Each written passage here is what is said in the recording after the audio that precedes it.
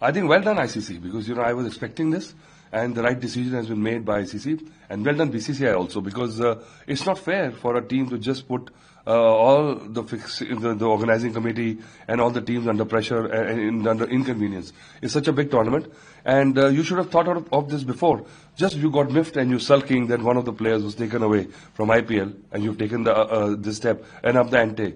Now you have to walk down the road because don't start something which you can't finish.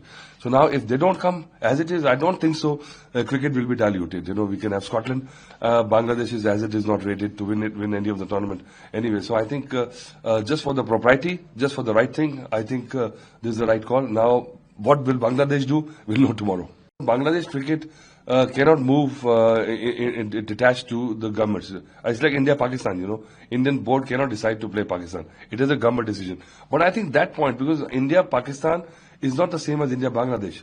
So by just being one player taken away from IPL, you thought to retaliate with putting this pressure that the team will not come.